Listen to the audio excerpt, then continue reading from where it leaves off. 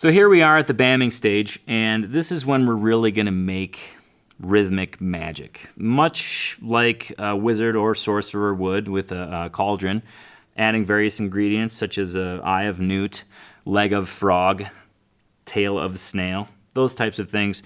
We're going to add some rhythmic magic to the C, the F, and the G major chords. Now I must say, this is a little bit of a disclaimer, this is by far my favorite rhythm. I use and abuse this rhythm pattern often because it's so functional and it just feels right to me. Okay, so first I'm going to go over our pick direction because it's absolutely essential that you know the pick direction for this particular rhythm. It's going to go like this, and I'm going to say it in time so you get a sense of what your pick's supposed to be doing. Down, down, up, down, up, down, down, up, down, up. Okay, it seems a little bit weird because there's that delay. But I'm going to now give you the actual numerical count of the measure so you can hear what that is. 1, 2, and 4 and. 1, 2, and 4 and. Okay, so it's what we call syncopation because we're coming in on an and beat towards the tail end of the measure. So for the C chord, we're going to do this like so. The first note of the sequence is going to be a single bass note, in this case the A string, while we're making a C chord. Just a single note. That's going to be followed up with a full strum. It's going to be a down strum on the 2 beat. And then we have that and 4 and, or the up, down, up. And that's going to sound like this. And it feels weird all separate like this, but I want you to understand each kind of pick stroke, so when you put it all together, you're really conscious of that. When we do put it all together over the C chord, it will sound like this.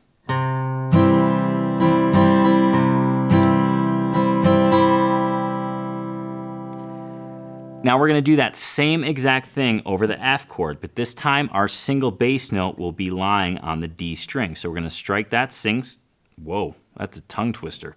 We're going to strike that string solo, do a strum, and then our up, down, up. So over an F chord, it'll sound like this.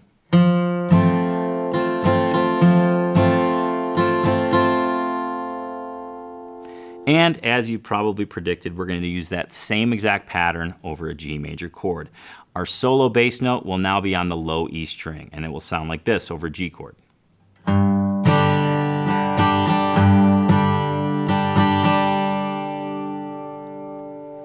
I think once you're familiar with this rhythm and you can actually execute it, you'll notice how often it actually is used. It's a pretty popular rhythm, as odd as it is.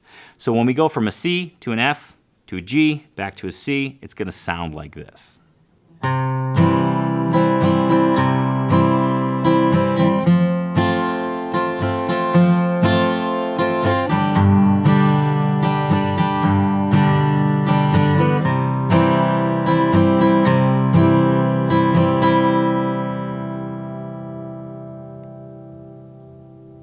So there you have it, the fully bammed up C, F, and G chords. I want you to be able to make the chords and have them sound good.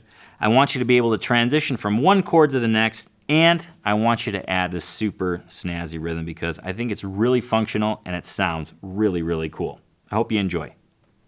You've just watched one section of my 22-part Acoustic Guitar 101 course that takes a complete beginner from zero to playing songs. In this course, you're going to learn how to tune your guitar, read tablature, play open chords, and even play to a backing track, so that at the end, you can strum along to your favorite song, read any tablature that you encounter, as long as it's for guitar, and even play with another musician. Now this course has 22 videos, and I want to make sure that you don't miss any of them and that you do them in the right order. So I've created a 100% free downloadable PDF course guide that's going to contain descriptions for each section, links to the individual lessons, and the tabs which you're going to need for each lesson. So to get this course guide today, all you have to do is click the link in the video or the description, enter your email address, and I'll send it to you right away so that you have links to the lessons, the tabs, and a way to keep track of your progress. Thanks a lot, and I'll see you on the next lesson.